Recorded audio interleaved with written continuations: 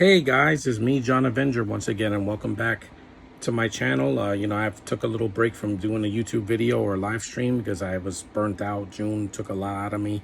Welcome to the month of July, July 1st, 2024, and we're in franchise month. Yeah, this is a film or TV franchise month. All the things I'm reviewing this month are going to be part of a franchise. So there's not going to be any one-off movies here. There's mostly going to be franchises because most of the movies coming out in July are franchises like Despicable Me 4 and Deadpool and Wolverine. So speaking of Deadpool and Wolverine, I'm reviewing the 2024 animated series that came out on Disney Plus a few months ago.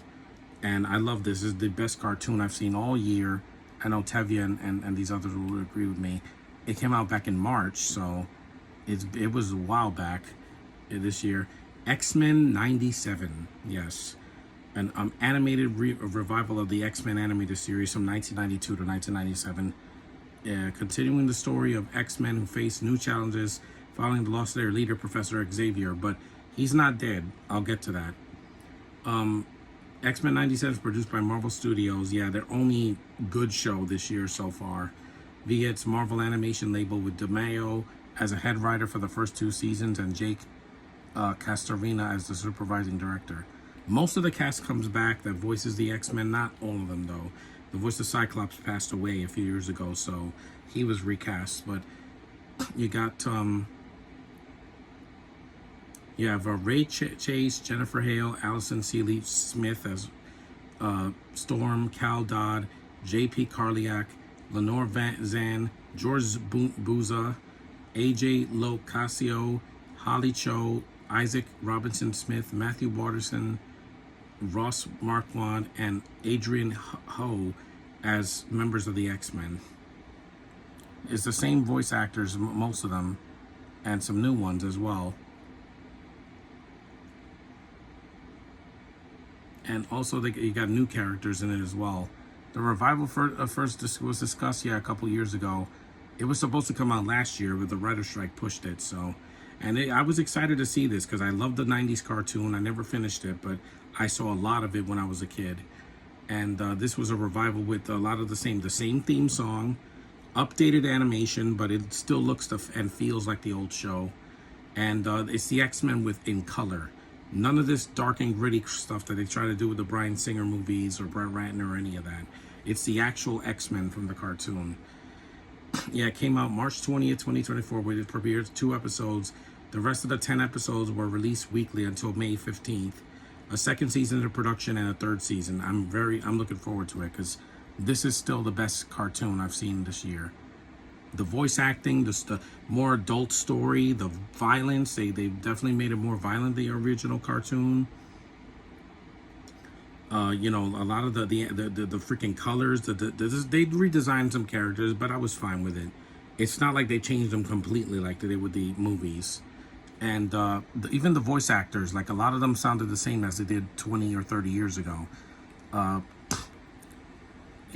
didn't like, there was one character that from the original cartoon I didn't like, that was in this cartoon that doesn't really do anything.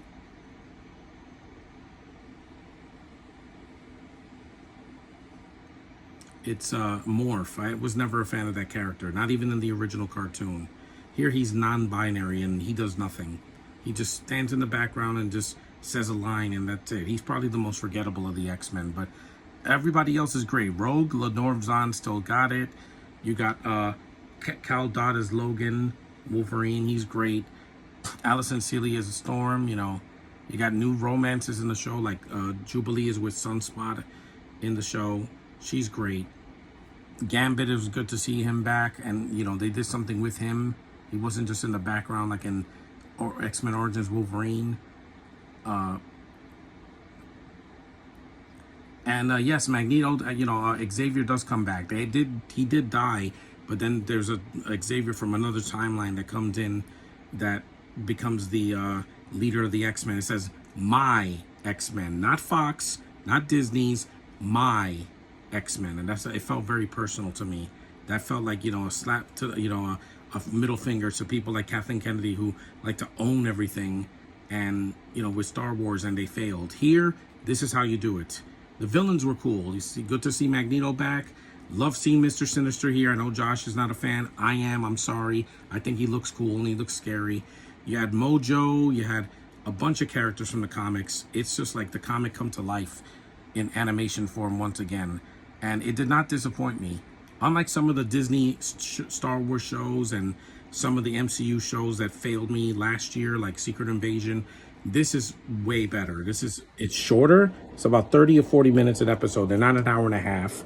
They go by real quick, and the storylines were great. Yeah, I remember the video game episode, and with Jubilee, and the episode, where Rogue's like, "I can't feel you." I almost cried in that scene. They definitely grew up with the animation, even though it's animated. It's not all for kids. Like, there's no F-bombs or anything like in Deadpool Wolverine, which is gonna have, but it's more adult. The tone is more adult. It's not cracking a joke every 5 seconds, which is good. I like to see a more adult animated series for for Disney Plus, where they take the material seriously, but not make it an emo, cesspool like the CW shows do. And yeah, they nailed it. Like the reaction from critics and fans has been very, very positive, which it deserves. In the WIP media, it tracked viewership data for 25 million worldwide of the show, users of this and TV Time app. It was the most anticipated new series of this year, and it delivered. The Disney announced that the first episode had 4 million views worldwide in the 5 days during its release, making it the second biggest first premiere for a full-length animated series on the service since the first season of What If. But What If I didn't care about, because those storylines, most of them didn't go into the MCU. This definitely would fit in it. And this is the 5th most watched television series across all the platforms in the US in March. And yeah, it's kicking ass in the spring. And also, it got critical acclaim, which it deserved, just like Deadpool and Wolverine will be. Because there's nothing wrong with this series. I said the only character I didn't care about was Morph, and he's a side character that nobody cares about. So it says the consensus was pulling off the extraordinary feat of staying true to its beloved predecessor while charting a path forward for the franchise. X-Men 97 is simply excellent, and it is. It's one of the best cartoons I've ever seen. And unlike some people that were complaining about a redesign or that they sound older, I mean, it has been over 30 years. It still has the spirit of the X-Men cartoon from the 90s. That's why this is working. That's why we're getting a second season. That's why the actors that came back, they just mesh well with the Generation X and with Gen Z and Generation Alpha really well, because it's not the MCU, but it's pretty damn close. And this is the most enjoyable Marvel show since WandaVision. I laughed. I almost cried. I had so much nostalgia. I heard that and I felt like I was a kid again in 1992 when I was 7. And I saw the documentary special on it. A lot of love for the animators and the creators of the show. And there was effort, maximum effort put into this cartoon. That's why we're getting more. That's why Deadpool and Wolverine is going to make so much money, because it connects. It's the same universe, and that's why I love this cartoon more than any cartoon I've seen all year. Yeah, Bad Batch failed me. I like The Loud House. I think that's good, but this is the best cartoon I've seen all of 2024 so far, and we're going to get more. And thanks for watching my channel. Anyway, guys, that's my review of X-Men 1997. Really good episodes. There were some filler ones, but when it hit bullseyes, it hit bullseyes really well.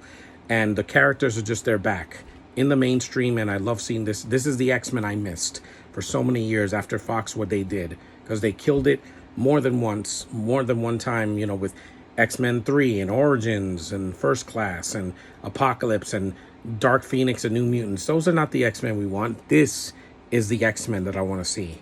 Faithful to the source material and lighter with the colors and a more serious tone, but not too emo. And it works. That's why this is continuing, and I'm so happy. As a fan of the 90s cartoon, this is a dream come true for me. Dreams can come true. Ask Universal last year with the Mario movie. See, you don't have to always make things for kids. You can also make things for adults that grew up with the source material. It works if you meet us halfway. Thanks for watching. Acknowledge me, and I'll see you guys in the next review.